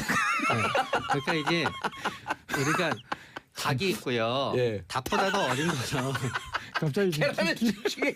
아니요. 계속 계란에 집중해. 근데 닭이 달글 던지지 아니 근데 닭보다 낮은 병아리인데 아니 병아리도 치킨을 못 던질 수 던져요. 있지. 아주 병아리도 못 던지는데 완전히 처음 시작하는 의미로 던지는 건 계란이 되게 되는 거고요. 아니. 그렇기 때문에 애송이라는 의미도 있게 되는 거고 새 출발의 의미도 있게 되는 원래 거죠. 최 위원장님 우리 방송 나와서 왜 이러세요? 원래 이게 바이킹 말입니다. 예. 원래 아니 이게 농담이 아니라 바이킹? 어원적으로 예. 에깅이란 말이 있는데 이게 영어로 에깅이에요. 이 계란을 던진다는 에깅, 그렇죠. 에그, 동사가 ING, 예, 동사가 에깅. 있습니다. 에그라는 말 동사를 쓰는데 이 동사로서 에그는 달걀을 던진다는 뜻도 있지만 원래 뜻은 뭐냐면 선동하다는 뜻이 있어요. 그래서 이제 엣지하고 같은 어원이에요. 그래가지고 오. 풀은 엣지라는 말이 이제 코너로 몰아간다는 뜻인데 Throw 그것처럼 엣지. 그러니까 아니, Throw 그- egg. 그러니까 throw egg가 뭐냐 그러면 예. 그러니까 그 push the edge라 그러면 네. 말 그대로 이제 그 코너로 몬다는 뜻이거든요. 그렇죠. 그게 바이킹 말이에요. 그래서 이제 그 바이킹 말에서 선동을 한다는 뜻이 코너로 몰아가지고 이제 궁지에 빠뜨린다는 건데 그게 예. 이제 에그하고 같은 어원이니까 사람들이 계란을 던지게 된 거죠. 대단하세요. 원래는 이런 걸 좀 해오셔야죠. 아, 진짜 뭐 제가 모르던 전공이 거였어요. 그거니까. 아니 계란에서 병아리 딱이. 그래서 뭐 그 이 원래는 라튼 에그를 던집니다. 그렇죠, 썩은. 썩은 달걀을 던지고 이제 그렇게 하는 건데. 아 영국 발음은 라틴이네. 미국 발음은 라틴. 예, 근데 저는 아무것도 안 해요. 원래 제대로 하려면 로튼이라 해야 되죠. 로튼. 아 영국에서는 로튼 에그라고 해야 돼요. 로튼 에그. 로튼 에그라 했는데 어쨌든 그래서 그게 나중에 점점 이제 뭐 많은 걸 던지는 걸 바뀌는 거죠. 예. 예를 들어서 뭐 토마토를 던지기도 하고 아 맞아. 또 뭐 순무를 던지기도 하고 예. 또 뭐 요즘 오물을 던지기도 요즘은 하고. 국수를 던진다 그러더라고요. 그래요? 국수 던지고 초콜릿도 던지고 뭐. 오, 어머니가 아니 다 던지는 과거에 70년, 60년 말 70년대 초반에 네. 삼성기업 만든 거예요. 그때 그 그렇죠. 김두한 그렇죠. 그 변 던졌다가 덩 네. 덩을 던졌죠. 덩을 던질 때 뭐 그것도 덩, 하나의 덩, 뭐 덩, 행위죠. 그래서 이게 19세기 때 예. 계란을 정치적으로 이제 아. 던지는 그런 것이 아. 기록이 돼 있어요. 아. 옥스퍼드 사전에. 예, 최초로 던진 선동하다. 거죠. 예, 천지로 던진 거죠. 그리고 그때부터 아마 던질 만큼 계란도 많아졌을 거예요. 그렇죠. 그 이전에는 그전에는 계란이 계란이 너무 귀해가지고 귀했거든요. 계란을 던지지 않았을 그랬어요? 거예요. 네. 오, 계란이 귀했어요? 네, 계란이 귀했죠. 닭도 귀했을 건데. 네. 고기를 먹는다는 것 자체가 네. 어려웠었는데요. 예. 들쥐도 잡아먹고 그랬어요 그때는 유럽에서 고기가 없어가지고. 토마토도 많이 던지잖아요. 그거는 별 의미가 없는 거지. 그거는 토마토는 이제 그러니까 이게 던지면 불쾌하지 않습니까? 노란 것도 정치인들에게. 아주 또 예, 이게 또 강렬하잖아요. 질질 흐르고 예. 이러니까 일단 꼴배가 싫어지고. 그리고 노란 거는 또 람보르기니 색 아니에요, 그게. 예, 네. 그게 중요한 게 아니에요. 어쨌든 머리에 맞으면 굉장히 추레해지잖아요. 머리에 이렇게. 그리고 계란이 떨어지게 토마토는 되면. 많이 던진 모습이 피를 흘린 모습이랑 비슷하기 때문에 네. 박해자예요? 사진 찍고 그랬을 때 굉장히 또 다른 그 이미지가 있게 돼요. 그러니까 두부의 반대 이미지인 거예요. 두부는 굉장히 깨끗해지라고 하는 거잖아요. 던지고 막 밀가루를 던지고 그러잖아요. 하는 거는. 두부는 먹으면서 감옥에서 나올 때 네, 영양 부족이니까 두부 먹으라고 네. 구루병 안 걸리라고. 네, 그것도 있지만 하얀 이미지도 있잖아요. 네. 토마토는 정 반대예요. 완전히 핏빛 이미지로 상대방을 만들어 버리는 거예요. 예. 토마토로 범벅을 만들면. 그렇지. 그 역대 정치인 계란 세례 난 정원식 이 국무총리 이분 나오면 내가 외대를 나왔잖아요. 네. 근데 이게 선거 그때 내가 그 시의원 막 그 31살인가 그때 시의원 출마했는데 압도적으로 이기는 선거였거든요. 네. 근데 우리 상대당 1대1로 붙었는데 상대당 후보가 온천지 다니면서 정원식 총리 밀가루 뒤집었었죠. 정봉주 후보가 외대 나왔어요. 그러니까 계속 그 얘기를 하는 거야. 계속 그 얘기만 하고 다니까 뚝뚝뚝 하더니 100표 차이로 떨어졌어요.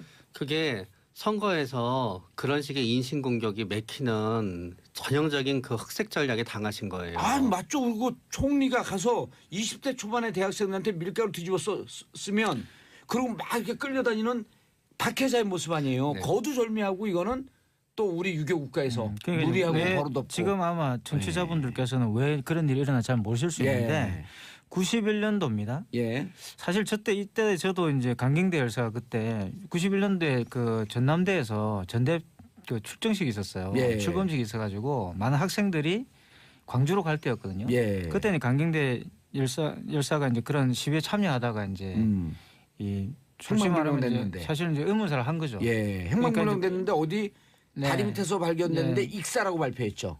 익사는 아니고 맞았어요. 맞아가지고 아. 구타당해서 이제 예. 된 거죠. 그래서 이제 사실 의문사였지만 이제 대부분이 경찰에 맞아서 그래 된 거 아니냐라는 구타에서. 것이었고 예. 구타에 사망한 걸로 됐습니다. 그때 이제 그래서 막 어마어마한 이제 시위가 이제 일어났었어요. 일어났는데 이 그 정원식 총리가 그러니까 이 정원식 총리는 또 그 당시에 또 정교조 교사해직을 또 주도했던 총리였기 때문에 그렇게 알려져 있었기 때문에 예. 외대 아마 그 특강을 갔을 특강하러 겁니다. 왔어요. 특강을 갔었는데 거기서 학생들이 이제 이 정원식 총리한테 계란과 밀가루새를 준 거예요. 그 장면이 대대적으로 신문에 보도가 됩니다. 그래서 그때 당시에 이런 설도 있었어요. 정원식 총리가 정부를 상징하는 거 아니고 정부에 대한 그때 당시 노태우 정권 시절인데 네. 노태우 군사 독재 정권에 대한 저항.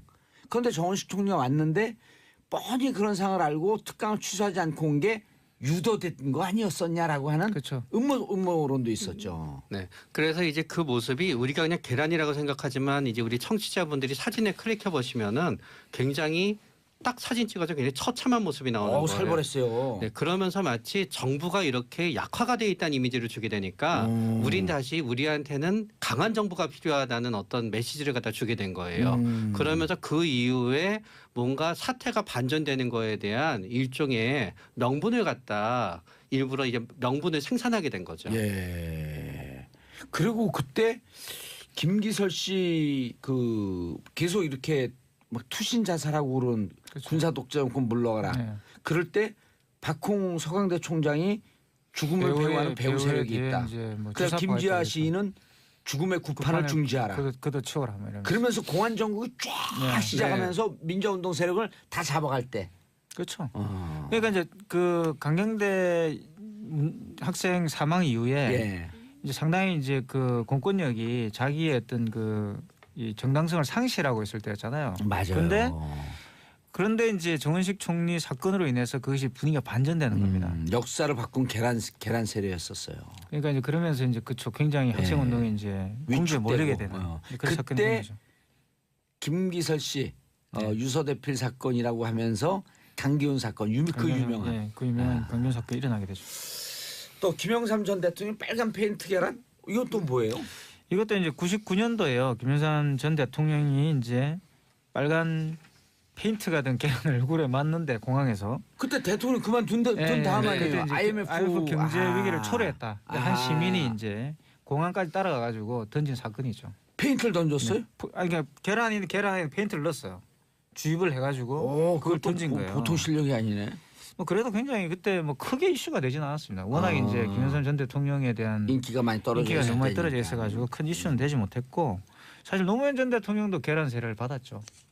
그래요? 농민대회 때. 농민대회 때 2002년일 겁니다. 예. 전국 농민대회에서 한 농민이 계란을 던졌는데 이 노무현 전 대통령이 역시 이제 아주 명언을 남겼어요. 이 계란 좀 맞아가 일이 풀린다면 얼마든지 맞겠다. 이렇게 이야기했어요. 네. 노 전 대통령 다운 이야기인데 그래서 계란 맞은 채로 연설을 했습니다. 그 자리에서.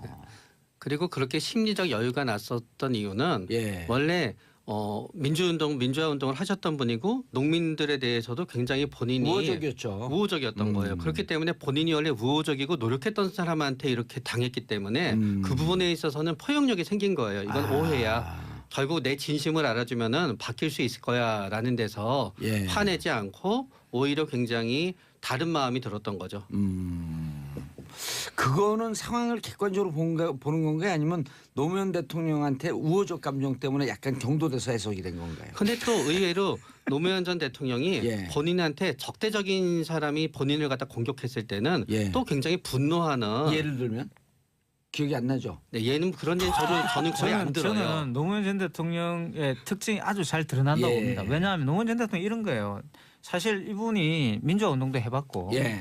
사실 제가 이제 부산에 있을 인권 때도 변호사도 했고. 개인적으로도 매번 만나 뵙고 했는데 사실 산전수전 다 겪은 분이죠. 밑바닥에서부터.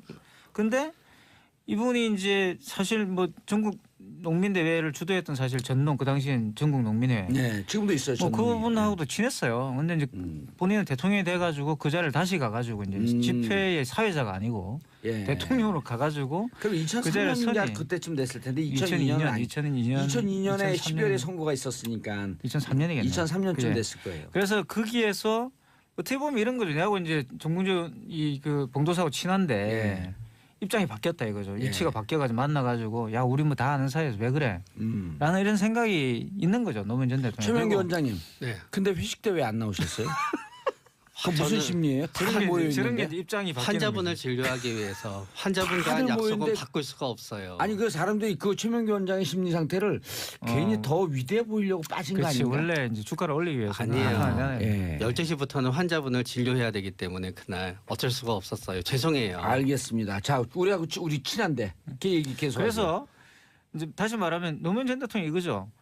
내가 당신들의 문제를 내가 지고 가겠다.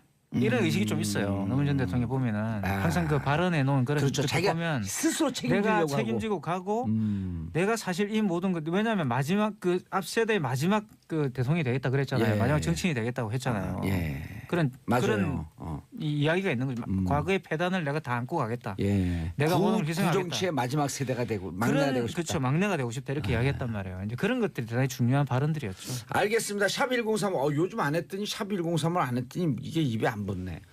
자, 샵 1035 짧은 문자 50원, 긴 문자 100원 문자 보내주시기 바라겠고요. 조용태님 무조건 폭력은 안 된다고 생각합니다.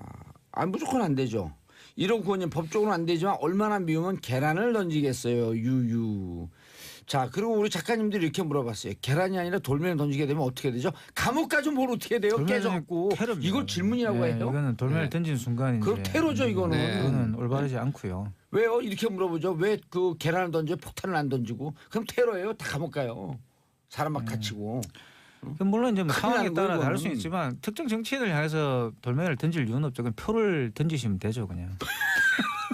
표를 던지라고 있는 게 낙선표를 정치냐. 던지죠. 야, 너무 기가 막힌 답이 나오니까 우리 최민기 원장이 그러니까 한숨 쉬어. 그런데 이제 복수라고 하는 거는 감정이 막 솟구쳐올 때 해야 되거든요. 네. 그런데 그거는 지금 못 하고요. 그렇죠. 짧게는 1년, 길게는 3년 뒤에 해야 되기 때문에 예. 어떻게든 지금 당장 감정을 해결하고자 하는 마음에서 그런 부적절한 행동을 하게 되는 거지요. 최민기 원장님 근데요. 진정한 복수는 어떻게 하는 줄 아세요? 어떤 걸까요? 진정한 복수는 그 사람에 대한 분노를 마음에서 털어버리는 거거든요. 복수하고 난 다음에. 저는 그렇게 생각하진 않습니다. 아니 없어져야지 그 끝나잖아요 이제. 그러나 또 반대로 복수 어느 정도 복수를 하나도 못했다고 생각하면 모멸감이 남기 때문에 그렇죠. 더 끝나지 그래서 못합니다. 가장 큰 복수는 용서예요. 저는 거기엔 전적으로 반대합니다. 예, 왜 그러냐면요. 복수는 불교에서 뭐라 하냐면 복수는 지글지글 끓는 숯을 집어서 상대방 가슴에 비비는 거라래요. 이 가는 동안에 내 손이 다 타는 거예요. 네. 그래서 저는 멋진 말인데요? 복수에 대해서 네. 얘기하면은 보통 이렇게 말씀드립니다. 복수는 완벽한 복수여야 됩니다. 근데 용서는 아니라 완벽한 복수의 첫 번째 조건이 있는데요. 상대방은 다치면서 나는 안 다쳐야 됩니다. 이게 불가능하죠. 그렇기 때문에 저는 결국은 비슷한 얘기가 되는 거예요. 복수는 없다 결국. 네, 할수 복수를 없지. 하는데 복수를 하는 데 있어서는 복수를 하는 사람은 내가 다치는 거에 비해서 상대방의 피해가 더 크니까 내가 다치는 건 별거 아닐 거야라고 생각하고 복수를 하지만 이 달걀 던진 분도 지금 치러야 되는 대가는 엄청날 그죠. 겁니다. 오, 그렇기 때문에 멋진 말인데. 만약에 내가 복수를 하고자 하는 건데 그 복수를 하고 나서도 나한테 피해가 하나도 닥치지 않고 그렇다 그러면은 생각해도 되지만 세상에 나한테 피해가 하나도 닥치지 않은 복수란 그렇게 많지 않습니다. 없죠. 거의 없다고 네, 봐야죠. 그렇기 때문에 복수는 안 하는 게 좋습니다. 그래서 예. 이제 근대 국가로 들어서면은 법으로 사적 복수를 금지한 거예요. 그렇죠. 법으로 맞아. 네. 법 그러니까 대신에 검찰이 국가가 대신해 주는 검찰이 거죠. 피해자를 대신해서 네. 복수를 해주는 거예요. 그래서 검찰이 사실은 그것을 정당하게 집행해 줘야지만 사적 복수에 대한 감정들이 사실은 없어지는 거죠. 그게 예. 국가의 역할이죠. 아 오늘 우리 작가님들 상태가 안 좋네. 뭐 계란을 맞는 정치인들이 대처해야 할 자세. 이런 필요 없어요, 정치인들은 그냥. 계란을 맞으시면 됩니다. 예, 계란 맞고 그냥 맞으면 잘못했다. 그만큼 이제 네. 그 유권자들이 사랑하니까 계란을 던지는 거죠. 먹는 걸 던진다는 게 얼마나 좋은 거예요. 그런데 얼마나 진짜 화가 나면 본인도 이거 계란 던질 네. 동안 많이 고민했을 거 아니에요. 그렇죠. 내가 이거 반짝을 처벌을 스쳤을 취소해야 거예요. 한다. 그러나 내가 분명 국민들에게 뭔가를 보여줘야 분명히 한다. 이 안철수를 흔드는 사람들에 대해서 분노하고 있다는 것을 보여줘야 된다. 여기까지 짧게 생각한 거예요. 이렇게 성공함으로 인해서 되레 안철수 후보의 의원의 대표의 지지율이 떨어지고 국민들이 떠난다고 하는 것을 몰랐던 거죠. 네, 맞아요. 그런 문제가 생기는 거죠. 예. 안타까운 거죠, 그게. 네. 그러니까 계란을 준비한다는 것은 이제 말씀하셨던 것처럼 아주 면밀하게 고민을 했다는 이야기죠. 예비 업무. 그렇죠. 예비 업무를 한 거죠. 그러니까 뭐냐면 그 충동적으로 던지면 항상 계란을 갖고 다니지 않잖아요. 터지죠. 점심용으로 계란을 가지고 이런 사람 별로 없는데 그러면 뭐, 계란을 가져왔다는 거 아니야. 계란 갖고 남의 집에 들어가고 후라이 한번 해볼게요. 딱 해서 후라이 먹고. 하필이면 그때 계란이 있어서 던졌다. 이건 말이 안 되잖아요. 그러니까. 그렇죠. 아니면 가게에서 우연히 가져왔다든지 그것도 그렇죠. 아니고.